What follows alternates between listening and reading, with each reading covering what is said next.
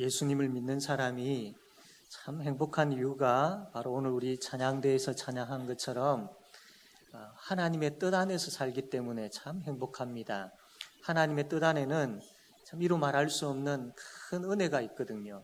그 은혜 안에 살기 때문에 얼마나 행복하겠습니까? 오늘 새로 나오신 여러분 이 말씀을 통하여서 정말로 예수님을 꼭 만나고 그 하나님의 은혜 안에 함께 살아가는 복을 누리는 모두가 되기를 바랍니다.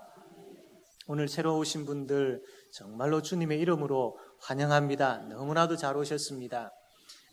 오늘 읽었던 이 말씀에 대해서 쭉 제가 설명을 드릴 텐데 정말로 한번 귀담아 잘 들어보십시오. 이게 그냥 재미있는 흘러가는 이야기가 아니고 바로 하나님께서 이 성경 말씀을 통해 가지고 저와 여러분에게 하시는 말씀입니다. 하나님께서 우리에게 하고 싶은 말씀이 계시다고 해요. 너무나도 하고 싶은 말씀이 있는데 그 말씀 한번 들어보라라는 겁니다. 그래서 그 말씀을 이제 제가 앞으로 설명을 해 드릴 겁니다. 잘 들으십시오. 그리고 이게 나에게 하신 말씀이다라는 것을 그대로 믿고 받아들이십시오. 그러면 하나님께서 기뻐하시고 하나님의 구원이 임하게 됩니다. 우리 제5영도교회 성도들도 이 말씀을 통하여서 정말로 하나님의 그 사랑, 처음 사랑이 회복되어지는 그런 귀한 복된 은혜의 시간들 되기를 바랍니다. 어느 아버지에게 아들 둘이 있었습니다. 어느 날 이 둘째 아들이 아버지에게 아버지 나에게 재산 줄 거 있지요. 그거 지금 주십시오. 라고 그렇게 요구를 합니다. 아니 이 재산이 자기 것도 아닌데 뻔뻔스럽게 막 이렇게 자기 것인 양 이렇게 요구하고 있는 아들의 모습이지요. 나중에 아버지가 알아서 다 이렇게 나누어 줄 텐데 성급하게 아버지에게 이렇게 재산을 요구하고 있는 아들의 모습을 봅니다. 그런데 이것은 단순하게 아이고 철없는 아들이구나 라고 그렇게 생각하고 넘길 문제가 아닙니다. 굉장히 심각한 이 아들이 잘못을 저지르고 있기 때문입니다. 그 첫 번째로는 이 아들이 아버지를 떠나려 합니다. 그냥 단순하게 떠나는 것이 아니고 아버지와 단절하려고 합니다. 이 둘째 아들이. 내가 지금까지 살아가는 가운데에 아버지보다는 아버지가 가지고 있는 재산이 더 좋더라. 아버지 때문에 행복한 것이 아니라 아버지가 가지고 있는 그 재산이 이제 나에게 올 텐데 그것 때문에 나는 행복해. 그리고 그 재산 가지고 나는 아버지 떠날 거야. 아버지를 떠나면 나는 자유롭게 내 마음대로 살 수 있으니까 얼마나 좋겠어. 그렇게 생각하고 아버지와 단절을 하고 아버지가 줄 재산을 가지고 떠나려 하기 때문입니다. 이 아들이 너무나도 잘못하고 있는 것이지요. 아버지로 인한 아버지 때문에 아버지에 의해서 주어진 그 행복을 그가 차버리는 것이죠. 그리고 착각하고 있는 겁니다. 아버지를 떠나면 모든 것이 다 잘 되어지고 아버지 그 준 재산 가지고 살아가면 모든 부분들에 있어서 행복할 줄로 착각하고 있는 겁니다. 그래서 아버지와 단절하여서 먼 나라로 떠나려고 하는 아들이 이게 바로 잘못된 모습이죠. 두 번째로는 이 아들은 아버지를 너무나도 함부로 대하고 있습니다. 예수님 당시에 이스라엘이라는 나라에 이 자녀가 아버지에게 재산을 요구하는 일은 있을 수 없는 일입니다. 왜냐하면 아버지가 죽을 때쯤 되어야만 아버지가 자녀들에게 재산을 나눠줄 수 있기 때문이죠. 그런데 이 아들이 지금 이 시점에서 아버지에게 재산을 요구하고 있다는 것은 다르게 이야기하면 아버지 빨리 죽으라는 말과 같은 것입니다. 아버지 나에게 지금 주어질 그 재산을 빨리 주십시오. 지금 당장 주십시오. 라고 요구하고 있는 것은 뭔 이야기를 하고 있느냐 하면 아버지 나는 아버지보다 재산이 더 좋습니다. 아버지 필요 없습니다.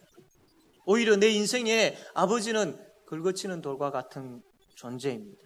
아버지보다 재산이 더 좋으니까 재산 빨리 주십시오. 아버지는 나에게 있으나만 하는 존재입니다.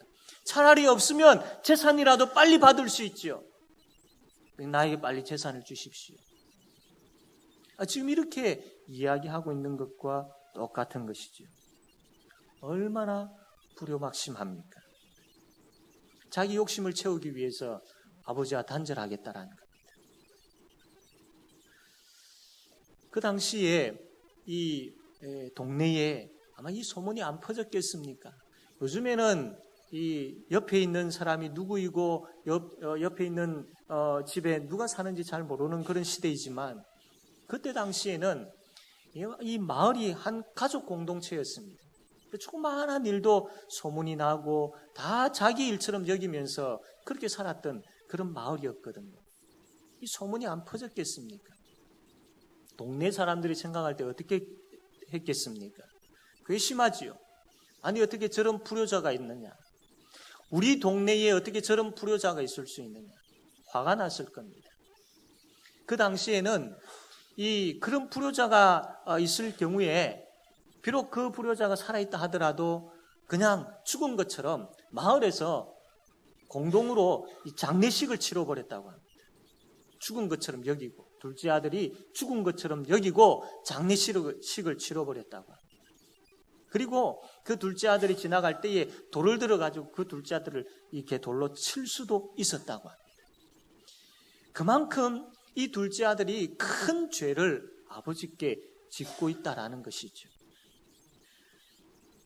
아버지와 단절하고 어떻게 억지로 아버지에게 그 재산을 받아가지고 이 둘째 아들이 먼 나라로 떠나버립니다.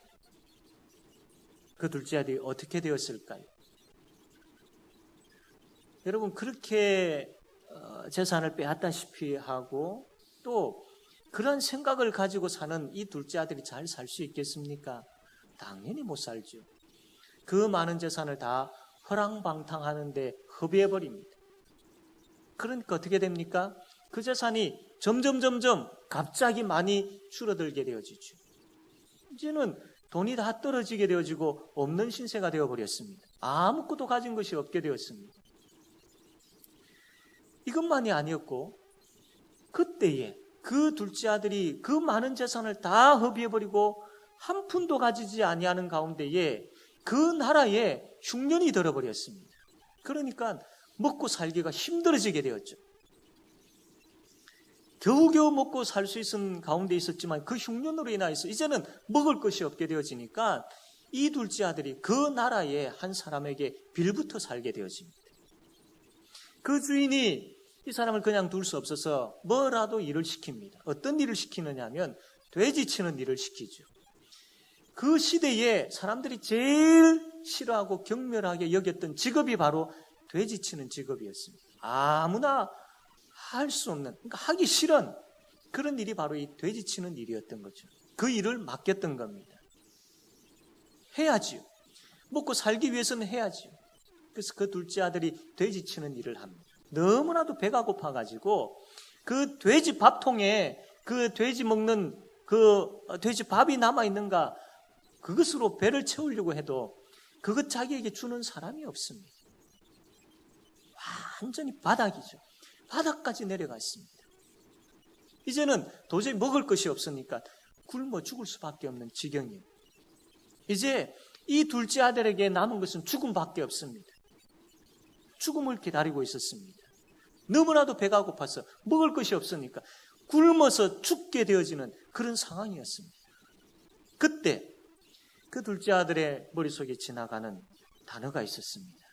그게 바로 아버지라는 단어였습니다. 우리 아버지 집에는 먹을 것이 얼마나 풍족한가. 심지어 우리 아버지 집에서 일하는 그 품꾼들도 우리 아버지로 인하여서 받게 되어지는 풍족한 것을 통해서 배불리 먹고 살고 있지 않는가. 나는 왜 이러는가. 내가 여기에서 굶어 죽을 수밖에 없구나 라고 생각하는 가운데 그 아버지를 생각하면서 아버지께로 가자. 아버지께로 가자. 내가 살 길은 아버지께로 가는 것밖에 없다. 내가 지금 이 시점에서 살 수 있는 유일한 길은 아버지께로 가는 것밖에 없다. 아들이 이 생각을 하고 아버지께로 가려고 합니다. 그런데 여러분, 발이 떨어집니까? 안 떨어지죠. 굶어서 배고파 힘이 없어서 발이 떨어지지 아니하는 것도 있지만 마음적으로 발이 도저히 떨어지지 않습니다. 왜? 자기가 아버지한테 한 짓이 있잖아요. 자기가 아버지에게 정말로 아버지 마음을 아프게 한 것이 있었잖아요. 도저히 갈 수 없겠는 거예요. 그래서 생각합니다. 고민합니다. 고민하여 생각해낸 것이 뭐냐면, 그래, 나는 이제 아버지 아들이 아니야. 아버지 아들이 자격이 이제 끊어져 버렸어. 그러므로 나는 아버지의 아들의 자격으로 가는 것이 아니고 배고픔을 채우기 위해서 품꾼의 자격으로 가는 거야. 그래서 아들은 이야기합니다. 아버지를 만나면 이렇게 이야기해야지. 아버지, 내가 아버지께 너무나도 큰 죄를 지었습니다. 큰 죄를 지었습니다. 그러나 나는 아버지 아들이 아닙니다. 그러므로 품꾼의 하나로 여겨주십시오. 내가 아버지 밑에서 품꾼으로 일하여서 먹고 살고 싶습니다. 이 이야기를 머리에 계속 맴돌면서 아버지 만나면 이 이야기 해줘야지. 아마 아버지가 화가 났을 텐데, 아버지가 나를 쳐다보지도 아니할 텐데, 그 아버지께 내가 이렇게라도 이야기해서 먹고 살아야 되지 않겠느냐. 그래서 이 이야기를 계속 되새기면서, 이 말을 되새기면서 아버지께로 털레털레 걸어가고 있습니다. 힘없이 걸어가는데 저기 멀리서 누가 달려오는 거예요. 배가 고파서 앞이 보이지 아니하는 그런 가운데 있지만 희미하게 누가 달려오는 거예요. 가까이서 보니까 아버지였어요. 아버지가 달려와가지고 자기를 꼭 껴안아주는 거예요. 꼭 껴안아주는 거예요. 아들은 당황했습니다. 아버지가 달려와서 자기를 때릴 줄 알았습니다. 아버지가 달려와서 자기의 침을 뱉고 욕할 줄 알았습니다. 왜? 자기가 아버지께 지은 죄가 있잖아요. 그래도 아들은 아무 말할 자격이 없습니다. 그런데 자기의 생각 밖으로, 자기가 생각한 것 아니라 아버지가 와서 꼭 안아주는 거예요. 이 아들이 당황한 것이죠. 당황한 가운데도 그래도 자기가 이야기해야 되겠다. 내가 지금까지 중얼거리면서 생각했던 이야기 하자. 아들이 아버지께 이야기합니다. 아버지, 내가 아버지께 얼마나 큰 죄를 지었습니까? 그래서 나는 이제 아버지의 아들이 아닙니다. 아버지의 아들이 아닙니다. 자격 없습니다. 여기까지 이야기했어요. 그리고 이제는 아버지, 나를 품꾼의 하나로 여겨주십시오. 내가 아버지 밑에서 일하고 싶습니다. 배불리 먹고 싶습니다. 품꾼으로 여겨주십시오라고 이제 이야기를 해야 할 차례가 되었습니다. 그런데 그때 그 아버지가 그 아들의 입을 막아버립니다. 먼저 아버지가 이야기를 하는 겁니다. 자기 집에 있는 그 종들에게 이야기하죠. 좋은 옷을 가져다가 이 아들에게 입혀라.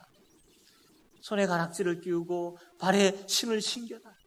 그리고 살찐 짐승을 잡아가지고 잔치를 베풀자. 얼마나 즐거운 일인가. 죽었다가, 내 아들이 죽었다가 살아 돌아온 이 복된 날, 이 기쁜 날, 내가 어떻게 그냥 있을 수 있느냐. 잔치를 베풀자. 이 이야기를 하는 겁니다. 아들이 지금 이야기도 다 못했는데 품꾼으로 서주십시오라고 막 이제 이야기를 해야 되는데 아버지가 그 말을 막아버려서 아버지가 꼭 그 아들을 껴안아주고 품고 잔치를 베풀고 아들로 인정하고 있는 것입니다. 좋은 옷을 입히고 손에 가락지를 끼우고 발에 신을 신기고 살찐 송아지를 잡아가지고 잔치를 베풀고 이게 지금 뭐 하는 걸까요? 아버지는 이것을 통하여서 아들에게 하고 싶은 이야기가 있었습니다. 아들아, 그만해라. 그만해. 그 말 이제 하지 마. 그럼에도 불구하고 너는 내 아들이야. 너는 내 아들이야. 아버지가 지금 이 이야기를 하고 있는 겁니다. 비록 너가 아버지 나는 아들의 자격이 없습니다. 나는 아버지께 죄를 지었습니다. 죽음 마땅한 자입니다. 라고 아들은 이야기하지만 아버지는 아니야. 그럼에도 불구하고 너는 내 아들이야. 너는 내 아들이야. 너가 비록 나와 단절하고 먼 나라로 떠나버렸고 네가 가지고 갔던 거 다 허랑방탕하게 서버려서 거지가 되어서 돌아온 냄새나는 몸으로 돌아왔지만 그럼에도 불구하고 너는 내 아들이야. 너는 내 아들이야. 라고 아버지가 그 아들을 꼭 껴안아주고 잔치를 베풀고 있는 겁니다. 아들에게 뿐만 아니라 이 일은 온 동네에 구경 나와 있는 그 마을 사람들에게도 이야기하고 있는 거죠. 동네 사람들이여, 당신들이 내 이 아들을 미워하고 있다는 거 잘 알고 있습니다. 돌을 들어가지고 치고 싶은 마음까지도 내가 잘 알고 있습니다. 그러나 동네 사람들이여, 그럼에도 불구하고 이 아이는 내 아들이요, 내 아들이요. 손대지 마시오. 내 아들이요, 내 아들이요.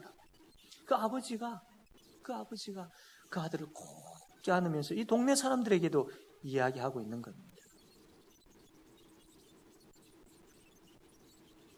여러분, 아들이 나간 날로부터 아버지는 계속해서 아들을 기다렸습니다. 탕자가 되어서 돌아온 그 아들의 모습을 말지에서 봤을 때 얼마나 기가 찼겠습니까? 잘 되어가지고 돌아와도 참 마음이 아플 텐데, 마음의 상처가 지워지지 아니할 텐데, 다 허랑방탕하고 거지가 되어서 돌아오는 아들의 모습, 냄새나는 그 아들의 모습을 보고 얼마나 기가 찼겠습니까? 그럼에도 불구하고 아버지는 뛰어갔습니다. 그럼에도 불구하고 아버지는 뛰어가서 그 아들을 꼭 껴안아 주었습니다. 왜 그랬을까요? 왜 그랬을까요? 아버지에게는 억제할 수 없는 그 아들을 향한 사랑이 있었기 때문입니다. 아들을 향한 사랑이 있었기 때문입니다. 자격 없는 아들 맞습니다. 돌에 맞아 죽어도 아무 할 말이 없는 아들 맞습니다. 세상은 아들을 향하여서 돌을 던져야 된다라고 이야기하지만, 그럼에도 불구하고 아버지는 아니요, 아니요, 내 아들이요 라고 하면서 아버지는 달려가서 그 아들을 안아주었던 것이죠. 이게 바로 오늘 우리가 읽었던, 조금 전에 읽었던 하나님의 말씀입니다. 왜 하나님께서 이 말씀 하시는 줄 아십니까? 왜 하나님께서 이 말씀을, 하나님, 우리의 아버지 되시는 하나님이 여러분을 이렇게까지 사랑하신다라는 겁니다. 오늘 우리 제5영도교회 성도들을 이렇게까지 사랑하실 뿐만 아니라 오늘 처음 나오신 여러분, 오랫도록 신앙생활을 하지 않다가 또 나오신 여러분, 바로 하나님께서 바로 여러분 한 사람을 이렇게까지 사랑하시고 있다라는 것을 이 말씀을 통해서 하나님께서 이야기하고 싶으신 것이죠. 우리는 하나님 아버지를 떠난 사람이었습니다. 하나님이 누군지도 모르고 하나님 없이도 나는 잘 살 수 있어 라고 생각했던 사람입니다. 아니, 하나님이 어디 있느냐? 하나님 계시지 않아? 라고 그렇게 이야기하며 살았던 우리이지요. 하나님을 알지 못하고 하나님을 믿지 아니하는 것이 제일 큰 죄입니다. 죄의 시작이지요. 그 죄로 인해서 수많은 죄들이 막 나타나고 있는 겁니다. 하나님을 알지 못하기 때문에, 믿지 않기 때문에 거짓과 간음과 도둑질과 싸움과 전쟁과 시기와 질투, 이런 일들이 막 일어나는 겁니다. 이것은 누구 한 사람에게만 속해 있는 죄가 아니라 우리 모두에게, 우리 모두는 이 죄에 대해서 자유로울 수가 없는 존재들이죠. 이 죄에 대한 대가는 무서운 지옥 형벌입니다. 죽음입니다. 그러나 그러한 우리입니다. 그러한 죄인인 우리입니다. 이 죄인임에도 불구하고 하나님이 우리를 사랑하신다라고 합니다. 그 냄새나는 죄, 더러운 죄, 숨고 싶은 죄, 그 죄를 가지고 있는 우리 죄인이지만 그럼에도 불구하고 하나님 아버지가 우리를 사랑하신다라고 합니다. 자격 없는 우리이지 않습니까? 그런데 하나님께서 우리에게 자격을 묻지 않겠다라는 겁니다. 너 내 아들이 될 자격이 있느냐? 너 내 딸이 될 자격이 있느냐? 너 구원받을 자격이 있느냐? 하나님께서 이건 묻지 않으시겠다라는 겁니다. 자격을 묻지 않으시겠다라는 겁니다. 그냥 이해할 수 없는 한없는 큰 은혜를 베푸셔서 우리를 구원하시겠다라는 겁니다. 자격 없는 우리이지만 하나님께서 우리를 꼭 안아주시겠다라는 겁니다. 사랑하는 아들로, 사랑하는 딸로 여겨주시겠다라는 겁니다. 세상은 이야기하지요. 당신 지금까지 그렇게 많은 죄를 지어놓고 지금 와서야 천국 가려고 하는 것, 그거 맞는 거냐? 아니, 어떻게 당신이 하나님을 아버지라고 부를 수 있느냐? 어떻게 당신이 구원받을 것이라고 그렇게 생각하느냐? 세상은 그렇게 이야기합니다. 그러나 하나님은 그렇게 이야기하지 않습니다. 하나님은 우리를 향하여 달려오십니다. 하나님은 자격 없는 우리를 사랑한다고 하십니다. 자격 없는 우리를 꼭 안아주십니다. 그리고 은혜를 베풀어 주십니다. 그리고 우리에게 이야기하죠. 이제 그 죄와 죽음의 자리에서 나오너라. 나와 함께 생명의 삶, 나와 함께 새로운 삶을 살자라고 하나님께서 우리에게 지금 이야기하고 계십니다. 내가 지금까지 수고하고 고통 가운데 있고 무거운 짐을 진 것 나 다 알고 있다. 이제는 그 무거운 짐 다 나에게로 와서 내려놓아라. 우리 하나님 아버지가 그렇게 말씀을 하고 있습니다. 하나님 우리를 그렇게 사랑하시죠. 이렇게까지 사랑하십니다. 자격 없는 우리이지만 자격 없는 우리를 보고 그렇게 이야기하지 않습니다. 하나님께서 우리에게 이야기하시는, 그렇게 이야기하시는 데는 이유가 있습니다. 우리가 이해할 수 없는, 하나님이 왜 이해할 수 없는 이 사랑을 나에게 베풀려고 하시지? 그러나 거기에는 이유가 있습니다. 죄로 인하여서 죽음의 자리에 있는 우리를 위해 하나님은 하나님의 아들이신 예수님을 이 땅에 보내셨습니다. 그리고 우리의 모든 죄를 그 예수님께 다 짊어지게 하셨습니다. 너무나도 잔인하고 너무나도 무섭고 너무나도 정말로 고통스러운 그 십자가 죽음의 자리에 우리를 달지 아니하시고 예수님을 대신 달리게 하셨습니다. 그리고 그 예수님이 우리 죄를 위하여 대신 죽으셨습니다. 하나님의 아들이신 예수님은 다시 3일 만에 살아나셨습니다. 그리고 우리의 모든 죄를 다 용서받게 해주셨습니다. 우리를 구원해 주셨습니다. 하나님은 그것 보셨습니다. 자격 없는 우리이지만 우리를 위하여서 죽으시고 살아나신 예수님 보시고 우리에게 너는 내 아들이야, 너는 내 딸이야 라고 말씀하고 계시는 겁니다. 예수님 때문에 우리가 살아날 수 있습니다. 예수님 때문에 우리가 구원받을 수 있습니다. 예수님 때문에 이제 우리가 하나님을 아버지라 부를 수 있습니다. 그러므로 이 시간 우리의 마음을 여시고 예수 그리스도 하나님의 아들이신 예수님을 나의 주 나의 하나님, 나의 구원자로, 나를 구원해 주신 분으로 그렇게 영접하십시오. 그렇게 받아들이십시오. 그렇게 모십시오. 그럴 때에 우리는 하나님을 아버지라 부를 수 있습니다. 그분이 우리에게 한없이 베풀어 주시는 그 구원의 은혜를 받을 수 있습니다. 그 구원의 은혜로 이 땅에서 너무나도 복되고 아름답고 행복하게 살 수 있습니다. 그 구원의 은혜로 이제는 천국에 대한 소망을 가지고 살 수가 있습니다. 하나님께서 오늘 이 자리에 여러분 나오게 하시고 앉아 있게 하셨는데 이게 결코 우연이 아닙니다. 주위에 있는 분들이 우리 교회 한번 가십시다. 우리 지금 교회에 이렇게 참 천국 잔치를 하고 있는데 같이 한번 갑시다. 이렇게 해서 여러분 오셨지요. 그러나 물론 그분들을 통해서 인도되었지만 그러나 그보다도 더 큰 역사가 있는데 하나님이 여러분을 사랑하셨어요. 여러분을 이 자리에 오게 하신 것입니다. 그리고 이 말씀을 듣게 하신 것. 그리고 이제는 여러분이 이 들은 말씀을 그대로 받아들이시면 됩니다. 그대로 받아들이시면 됩니다. 여러분, 하나님이 여러분을 이렇게 사랑하신다라는 것을 잊지 마십시오. 그리고 그 사랑을 그대로 받아들이시고 지금 나의 모습 그대로 하나님 앞에 내어놓고 하나님 앞으로 나아오십시오. 그럴 때에 주께서 우리를 꼭 껴안아주십니다. 우리 하나님께서 우리를 꼭 껴안아주십니다. 그 은혜가 여러분에게 충만하게 되어지기를 바랍니다.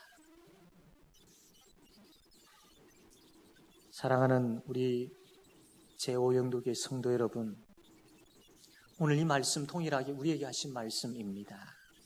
우리에게 하신 말씀입니다. 탕자의 모습을 보면서 나는 저 탕자와 같지 않아 라고 생각되어지십니까? 아니요. 이 탕자의 모습이 바로 저의 모습이지 않습니까? 우리의 모습 혹 아닌지요? 굶어 죽게 되어서 돼지밥조차 먹을 수 없는 그 지경에 이르는 탕자의 모습을 보면서 영적으로 피폐해져 있고 영적으로 무디어져 있고 영적으로 배고파 있는 우리의 모습을 혹 보지는 않습니까? 우리가 신앙생활을 하지만 하나님 앞에 예배드리지만 혹 우리의 마음속에 하나님을 생각지 아니하는 껍데기 예배, 하나님을 생각지 아니하는 껍데기 신앙 가운데 있지는 않은지 정말로 이 말씀을 통해서 한번 살펴보아야 할 것입니다. 탕자가 자신의 현실을 보고 아버지를 향하였던 것처럼 우리의 현실의 모습을, 내 현실의 모습을 보고 하나님을 향하여야 되지 않겠습니까? 세상의 마음 빼앗기고 세상 사람들을 쫓아가고 하나님을 배반하고 방황하고 있을 때에 여러분, 그럼에도 불구하고 하나님은 우리를 기다리고 계셨습니다. 하나님은 우리에게 달려오고 계셨습니다. 자격 없는 우리이지 않습니까? 동일하게 자격 없는, 구원받았음에도 불구하고 내 모양이, 내 삶이, 하나님 앞에서 내 모습이 너무나도 부끄럽지 않습니까? 그럼에도 불구하고 아버지는 달려오셔서 우리에게 손을 내미십니다. 탕자와 같은 되지치는 그 자리에 있다 할지라도 우리를 향하여서 손을 내미시는 그 하나님의 손을 다시 우리가 잡아야 되지 않겠습니까? 우리를 향하여 달려오셔서 우리를 안아주시는 그 주님의 품 안에 있어야 되지 않겠습니까? 그냥 이 모습 이대로, 그냥 이 자리에서 그냥 대충 신앙생활하다가 그것 아니지 않습니까? 주께서 우리를 품에 안아주실 때 그 품 안에서 주님을 찬양하고 그 품 안에서 하나님 나라를 세우고 그 품 안에서 하나님의 뜻을 이루는 그런 삶을 살아야 되지 않겠습니까? 정말로 우리가 새로운 피조물인데 날마다 새롭게 살아야 되지 않겠습니까? 어떻게 하면 하나님을 기쁘시게 하며 어떻게 하면 하나님을 더 사랑할 수 있을까? 이 행복한 고민들이 우리에게 있어야 되지 않겠습니까? 지금까지 어떤 고민을 하였습니까? 무엇한다고 그렇게 바쁘게 사셨습니까? 여러분, 바뀌어야 됩니다. 계속해서 되지치는 그 자리에 머물러 있을 수 없지 않습니까? 아버지의 품으로 회복되어지는 큰 은혜가 우리에게 있게 되어지기를 바랍니다. 오늘 한 주간 우리가 새벽을 깨워 기도하고자 합니다. 그 기도의 시간이 회복의 시간이 되어지고 그 기도의 시간이 내 심령이 뜨거워지는 시간이 되어지고 그 기도의 시간이 내가 하나님 앞에서 부흥되어지는 그런 시간들이 되어지기를 바랍니다. 자격 없는 우리를 구원하여 주시고 자녀로 삼아주신 하나님께로 돌아갑시다. 그분 안에 구원이 있고 그분 안에 생명이 있고 길이 있고 진리가 있습니다. 그분 안에 은혜가 있고 그분 안에 우리가 가지고 있는 문제 해결이 있습니다.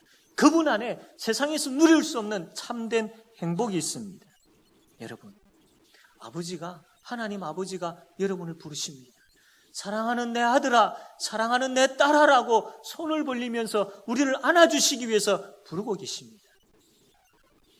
그 하나님의 품으로 달려가서 나의 모든 무거운 짐 다 내려놓고 그 품에 안기는 그런 우리 모든 성도들과 여기에 참여한 모든 세우신 분들 다 되어지기를, 이 복을 누리는 모든 분들이 다 되어지기를 바랍니다.